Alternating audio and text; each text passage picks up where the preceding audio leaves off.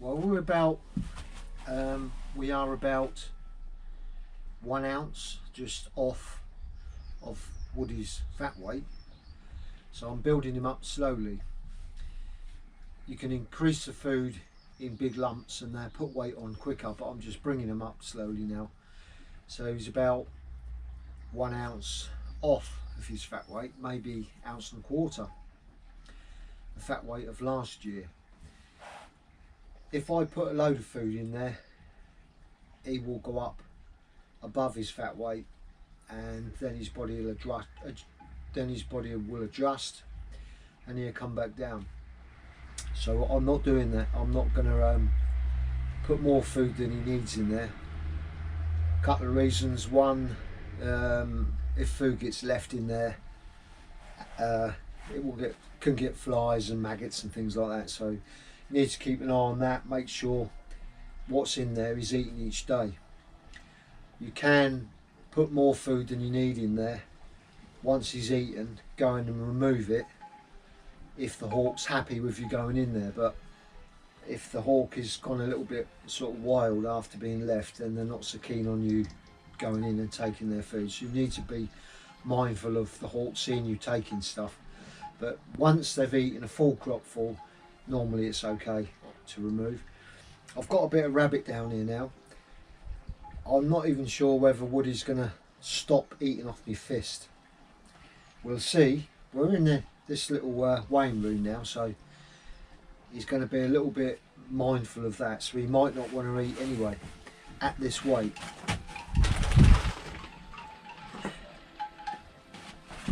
But we're okay. Look, you can see there, straight on it and straight eating. I'll do this over the next few weeks just to see, so I can show you what this hawk's like as his weight's going up and up and up, just to see his attitude and what he's like. At the moment, at this weight, say 1.25 ounces off of what he was last year fat weight, he is a little bit more reluctant to get on my fist. So his mind's working now, so when I want to get him into his mews to pick him up, he's not going in there so readily. So he's sort of staying out in the aviary. So I've got to sort of coax him in there. Once he's in, I'll shut his hatch down and go in and get him. But that's what you see. Hello, Willow. So we're going to sit here now for a little while with him on the fist. This is what I've decided to do this molt. So the last molt, I'd fed this hawk, but I didn't have him on my fist very long doing this. So I used to put a bit of food down by his perch, let him eat, and he got up. So he didn't have a great deal of contact with me, and eventually he wouldn't eat off my fist at all. Whereas he would eat if I put the food down by him. So what I'm going to do this season is every few days I'm going to feed him on my fist like this. It'd be just interesting if I can continue this, to see if we can get Woody flying at a high weight at the beginning of the season, because he's already going to be eating off my fist and hopping to my fist. I do this just to entertain myself rather than leave him in the mews. A lot of people will say, just leave your hawk in the mews, they'll have a better molt. Personally, with this hawk, they're all going to be different. I've seen no evidence of a molt slowing down doing what I'm doing. In fact, I get a few comments and people are surprised at how fast he molts. In one of my comments last week, I was asked, what equipment do I take when I go hawking? So after this feed up, I should put Woody out on his weathering, and I'll do a little talk on my equipment, what I take with me, why I take it. I'll show you my telemetry, because generally when I make a new video, they're the ones that are usually shared on YouTube, so people that have not seen the channel watch the latest one. Although you may have seen what equipment I use, some of the new viewers haven't, so I'll do that again. Traditionally, hawks and falcons, when you're at the end of your hunting season, they put them up for molt in seclusion, some in seclusion, and just leave them and feed them up. Now with a Harris hawk like this one, I can do this.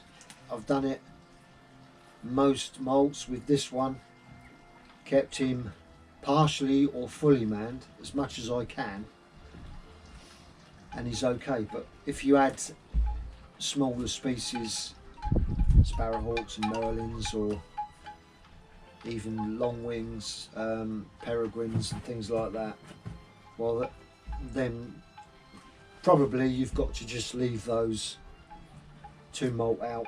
They're not going to be so keen to be doing this, and probably more difficult. But the Harris hawk, I mean, it's quite a sociable hawk. They're sociable, they're hunting packs, family packs, so I am his partner. We can carry on doing this. But like I say, what I do is not necessarily what anyone else should do. I'm just making videos through the molt of different things just to keep us all entertained. And there'll be people that are waiting to get Harris hawks for next season, and if you're anything like me, you'll be watching all the videos on YouTube that you can get hold of. And yeah, it's good to see Harris hawk and what they do and the way they are, because falconry is about a structure of precise methods, but there's also the bond, the backstage things that go on that you don't necessarily get from books. You get them from actually hands-on. So watching a bit of hands-on like this and seeing character, hawk's character, is something you can't get from a book. So, you know, I hope that these videos will show you the Harris hawk's character as well as what we're doing during the hunting season. But you over time should see would his character change, or maybe not. But as I say, when he gets to fat weight and I put a bit of food in my fist and he doesn't even want to eat it, well, there's no reason to get on my fist at that point, and they're more reluctant to get on your fist. If you leave them in molt and do not interact with them, they will go feral, wild within well, I think a few weeks, and as time goes on, you're going to have to catch them up at the end, because they really won't want to get on your fist. But there's an enjoyable stage when you get your hawk out and then start reducing the fat content, only fat, and they will start to get a little bit of an appetite, and then you'll see the hawk slowly change and want to get back on your fist after a while, fly on the creance, and then you'll be out hunting again, and then you'll have your hawk back. But this hawk, from the beginning of the season to the end, changes day by day, week by week, month by month. By the end of the season, it's got a beautiful soft nature. You can do anything with this hawk. As you saw in the last one, I just coated its beak. But if you leave them for a few weeks, there's no way that I'll be able to do what I did at the end of the season, because they literally do return to a sort of a wild state. So at the moment, as you can see, the hawk is sitting here, he's eating off my fist, He's now started to throw bits of food down, whereas normally he would swallow everything. He's getting a little fussy now. His body's saying, I don't need to eat so much, so he can be a bit more picky, and he's throwing bits down. You'll see that food aggression start to slow down as well. So when they're at what we call flying weight, it's what the hawk could be at in a natural environment. It's when they're ready to hunt and they need to have a bit of food. It's a sort of a natural cycle, taking your hawk out, giving it a catch, letting it feed up, then dropping the weight off again. These hawks, if they're in the wild and they don't catch every day, their weight will drop off, and if it's cold it drop off quite considerably, and then they get this boldness where they will fly harder and harder to get food. So you can have your hawk at all different weights. It might be naturally, and they will act slightly different. So flying weight is you know, quite a variety of weights really. You can have a flying weight where they're a little bit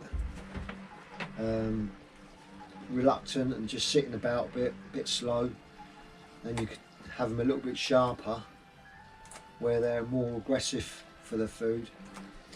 I like to keep mine in between them sort of weights, so they may leave some things, some flights they might not go for, and some they will.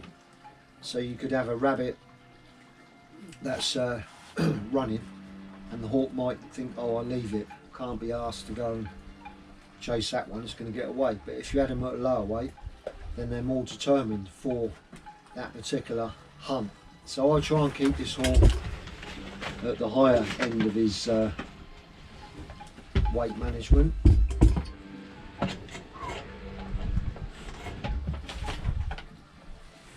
And then occasionally I'll take him down a little bit lower, and we'll see a little bit more of sport. And then if he catches, he gets a good feed up. We'll never keep him at the same weight throughout the season. He could be down at 8.5 ounces at the beginning of the season, and he could be up at 111 at the end. That's sort of the highest he might get up to. But so yeah, he's a real good hunter. Now this hawk, Woody, his great granddad used to be a hawk down this way where I am. He was called Izzy. So Izzy was quite a well-known Harris hawk, and he went to Jemima, the famous falconer, a guy that I got this one off, used to work for her, and that particular hawk that I'm talking about was a real lovely tenacious hawk. Went up there, and they liked that hawk so much up there that when that particular falconer left the establishment, he took it with him and he bred from that Harris hawk. So this Harris hawk is the same bloodline as that one that used to be here, I think it was like 25-30 years ago. So we know the bloodline, and I had to go a long way to get this hawk. If you've been watching this channel, you know what this hawk's like. He's quite tremendous. So there's a nice bone there. It's not sharp, quite long. You see how a hawk can swallow a bone like that. So that's what they would do naturally in the wild if they can pull a bone off. So that bone will be digested. They have a real strong acid, stronger than a human. Bones will dissolve. If you had an owl, they cast up the bones within the casting. but these hawks will digest the bone easily. You just have to be careful that they're not sharp. So I'll give them a bit of bone like that, a bit of calcium. Right, so I'll get me bag out in a minute and we'll have a little look through there. So we'll give Woody this little bit of bone and he can sit on there and that'll keep him entertained. And anything that falls down, well, the dogs will have that.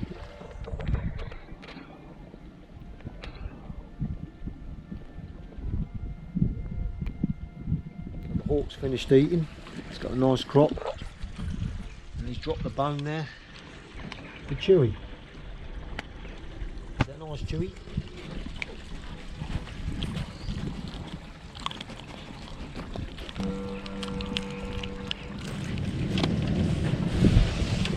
Right, so here's my vest that I use. This one, I would like to get a nice leather or canvas proper one, but I've just been using these cheap vests. I've just been using these cheap vests from eBay, and they're about 16 quid, 17 quid. So one season, if I'm lucky, they get through and I'll throw them away and get another one. Now this one didn't last as well as they normally do. They're rubbish really, in the sense of the zip's broken there and the back pouch zip is broken there. Normally the zips don't break, but this season they have. Normally they're just a bit torn up and, you know, stuff like that, and manky. So in the right hand side I'll just use the bottom of the milk cut off. That goes in there and that's where I put my betches or the little chicks and bits of food. That goes in the side there. And then on the next pocket in, because the hawk's on the left, so I'll keep the betchings on the right if I need them, I've got a screwdriver with a point on. Don't have to use that, but if I needed to dispatch something I could dispatch with those. I don't like using them, but they're there if the hawk's got something a bit big, but normally I dispatch it manually. If you use these it gets a bit messy, if you see what I mean. But they're there, haven't used them this season, but I always dispatch, but not with these, but they're there if I need them. So that's in the right hand pocket. Left hand pocket, well that's just where I put my phone or my camera whilst we're on the way. But I also carry this lovely stone that my mate Richard bought me, and it's a sharpening stone. So you've got fine and coarse on there for sharpening up your knife. And we'll use the knife for preparing the rabbit to bring home, because there's no point in bringing all the insides home, so we remove them out on site and then leave them for the foxes or buzzards or whatever else might eat them, really. So that's the side pockets. On the front strap we've got a nice little hood pouch, and I'll keep that hood in there. Now I thought I'd lost this, but I found it in another jacket, which I'm pleased about, because this particular hood was made by one of the inmates doing a little bit of time for Her Majesty, or now the King. So that was made by an inmate. They was doing falconry courses in there to keep them on the straight and narrow when they come out, I suppose. So that's quite sentimental, and I'm glad I've got that. My mate gave me that, so that was brilliant.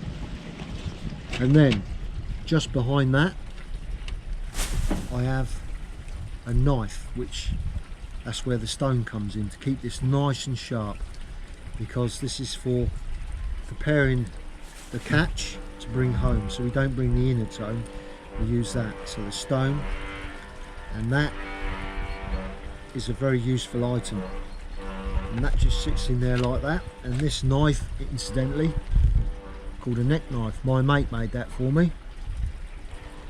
I'm not sure what he made it out of, but needs a sharpen up and a clean up for next season, so that's on there. Keep it on the lanyard.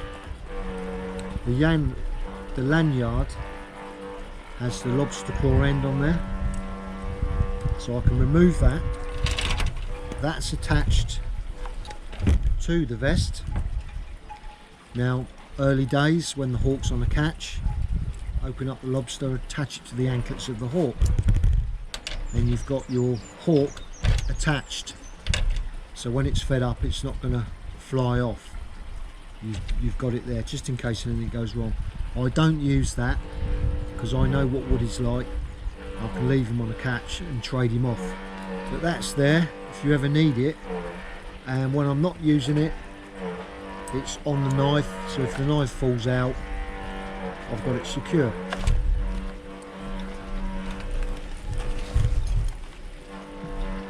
Inside vest pocket, piece of fat wood. If I ever have to make a fire, I carry a little bit of material to make a fire. It's just something I've always done.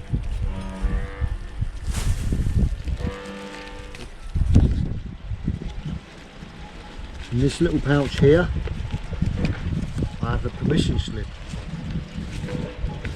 So if I'm confronted at all by a farmer, farm worker, doesn't know me, asks what I'm doing on the land, I've got permission there, signed by the owner, the farm owner, to be on that land. Not all farms give you those, but the ones that do, I carry them with me. Then on these sort of cheap vests, you have front pockets that you can access, and in this one, binoculars, broken, but I can still use one of these to locate my hawk.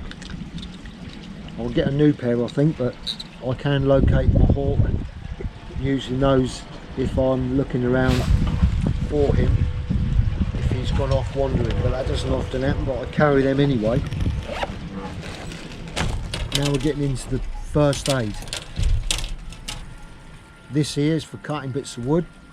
It's like a little hand saw for chopping off branches and things like that. If I need to make a beaten stick or cut some wood up to burn to make a fire, we can use that. And then here in the first aid pouch, I've got first aid for myself and the hawk. These are great blood stock pet swabs.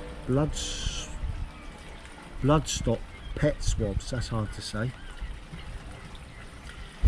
Inside these there is a little, I don't really want to open them, keep them sealed, but there's a little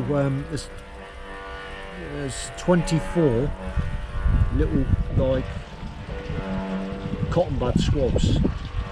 They're plastic and hollow, and they're filled with an antiseptic and a coagulate. They're filled with an antiseptic and something will help the blood stop, what's it called, stops nail and skin bleeding. Fast acting formula. So they're good. Eye wash. Use that for cleaning wounds on you or the hawk. Bit of tape in case you need to bind up yourself. You never know, if you cut something you need to wrap yourself up quick. A bandage for myself or the hawk, but basically for myself. If I get a severe cut, I can try and stop it. Plasters. Another little, this is probably a finger dressing, but I've had so many cuts and knocks and bangs when I've been out, barbed wire fences and anything, so you could kneel on the flint, you could be preparing the rabbit, cut through your archery on your leg, anything. You just need to be prepared for the worst, because if it can happen, it will happen. So that's my first aid.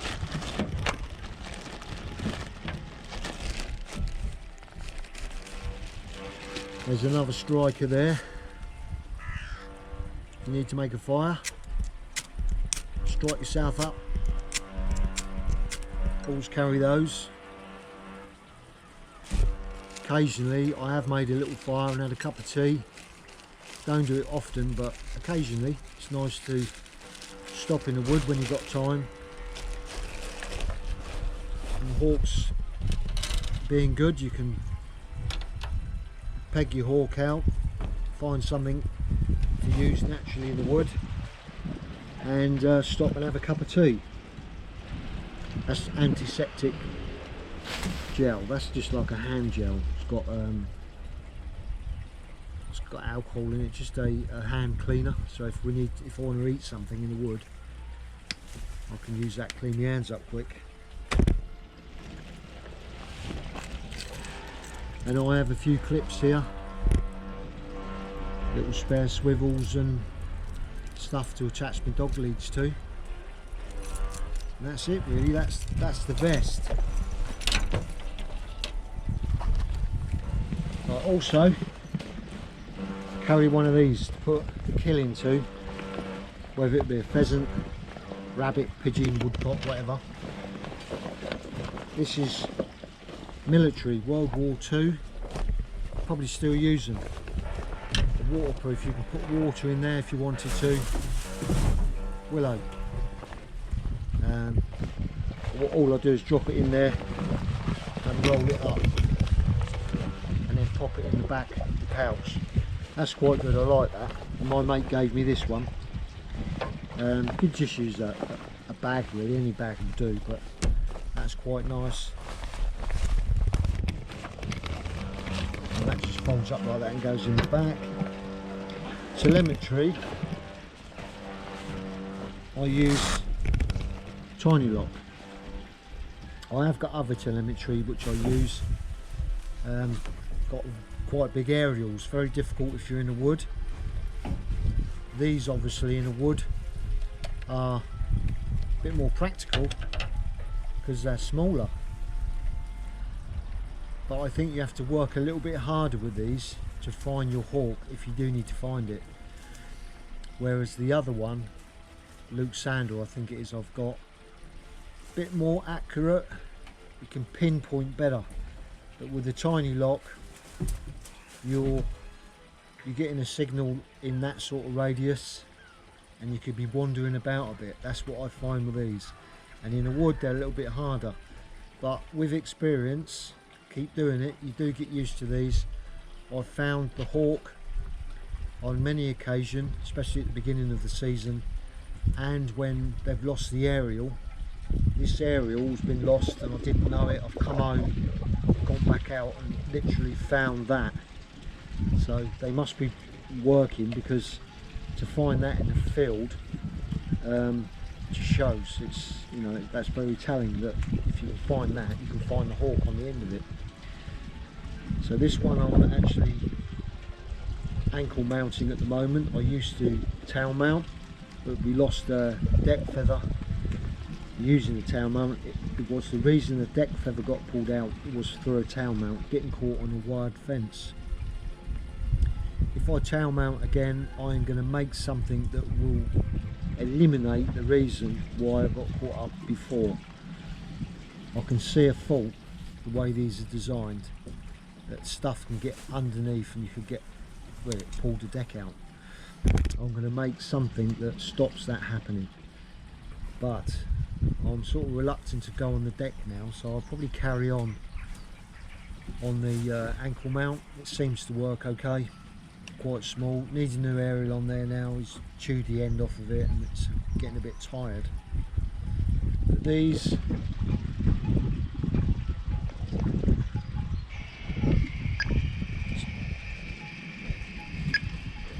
right, that beep is slow because I forgot to remove the battery when I last used that, because it was my last flight. That's double the speed normally when you've got a new battery in there between them beeps. But all you do with this is I'll turn it down a bit so we can see. It works just like this. There's the transmitter. As we come round, you hear the beep, get louder and quieter. Also you get a signal on there like that, so you can turn the gain down every time you're getting close until you locate your hawk. But they're okay, tiny lock are okay. They do work. As I say, I've used it in anger a few times and they've got us out of trouble.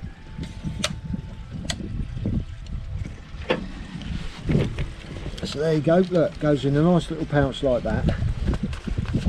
Nice and tidy. There's some other makes as well that equally go as small. That just slips in the back there, back of your pouch, back of your vest, along with your bag.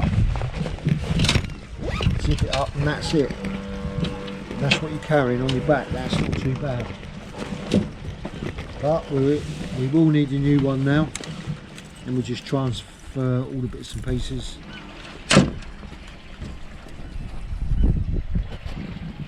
So I've just had a thought.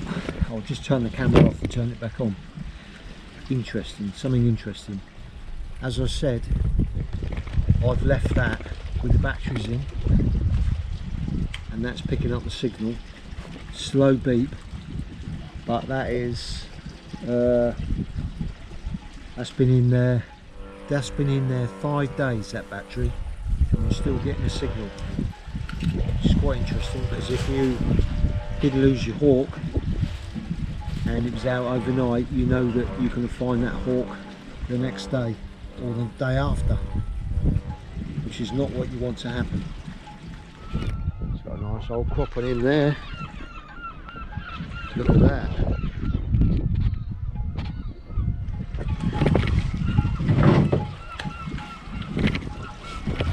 Over the next few weeks, what I was thinking of doing was I'm going to get an email address.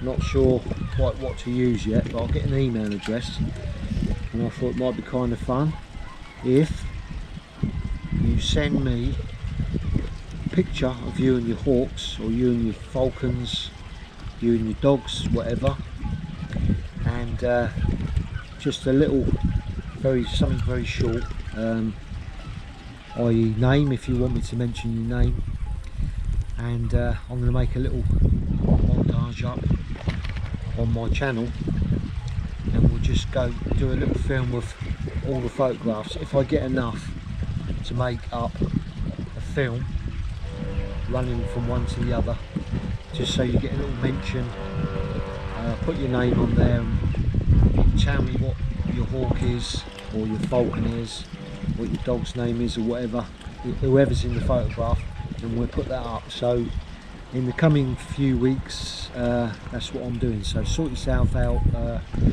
photograph whichever you want, and we'll do that. We'll put it on the channel. Might be kind of fun, will I? So that's it for this week. I hope you enjoyed it. Just passing a bit of time really for all of us. The other thing is, I used to have Facebook.